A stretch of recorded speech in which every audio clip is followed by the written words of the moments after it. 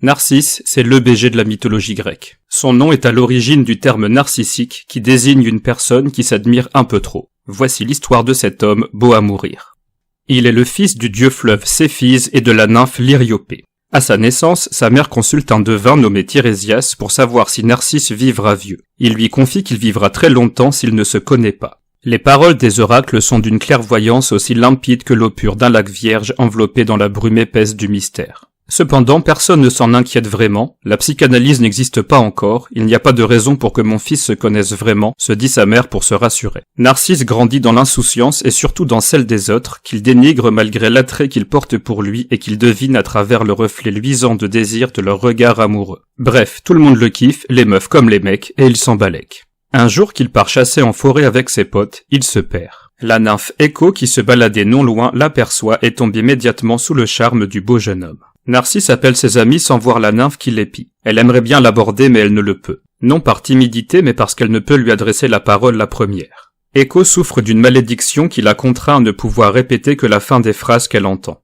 À l'époque où Zeus fricotait avec les nymphes des forêts en cachette de son épouse Héra, Écho était chargée de distraire la déesse par ses bavardages incessants lorsqu'elle s'apprêtait à débusquer son mari Volage. Cela permettait ainsi à Zeus de se soustraire à son épouse sans se faire voir. Cependant, Héra n'était point dupe et se rendit rapidement compte du subterfuge. Elle décida alors de punir la nymphe volubile pour avoir osé tenter de la manipuler. Par tes paroles tu as tenté de me flouer, par ta langue tu seras puni. Désormais tu ne pourras plus t'adresser à personne de ton plein gré et seras réduite à ne répéter que les dernières sonorités que tu entendras. Ainsi Écho se retrouve dépourvu face à Narcisse. Le beau jeune homme appelle ses amis et c'est une voix inconnue qui lui renvoie ces derniers mots. La nymphe tente tout de même d'approcher Narcisse mais ce dernier la rejette comme tous les autres. Blessée, elle se réfugie au fin fond de la forêt où son malheur retentit. Le désespoir effrite peu à peu son corps qui s'étiole pour ne laisser que des ossements qui finiront par se muer en roche. Seule sa voix subsiste, qui résonne des sons qui lui parviennent.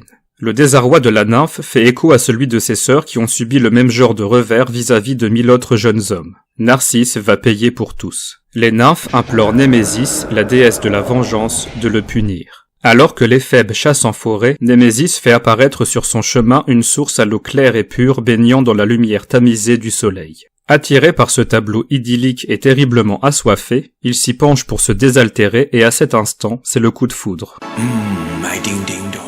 Il tombe éperdument amoureux de celui qu'il voit. Il tente de le toucher mais l'être aimé se floue puis disparaît et réapparaît lorsqu'il éloigne sa main. Narcisse finit par se rendre compte que c'est de son propre reflet dont il est tombé sous le charme. Si proche et en même temps si loin de celui qu'il aime, Narcisse reste là, penché face à lui-même, souffrant de ne pouvoir étreindre celui pour qui il brûle de désir. Il se laisse dépérir, ne pensant même plus à dormir et à se nourrir, et finit par mourir sur le rebord de la source. Ses sœurs, les naïades, prennent son corps pour lui offrir de dignes funérailles et à la place où Narcisse s'est vu pour la première et dernière fois, des fleurs à la robe blanche et au cœur de safran se mettent à pousser. Fleurs qui porteront son nom. Elles sont penchées vers la surface de l'eau, comme si elles aussi s'admiraient.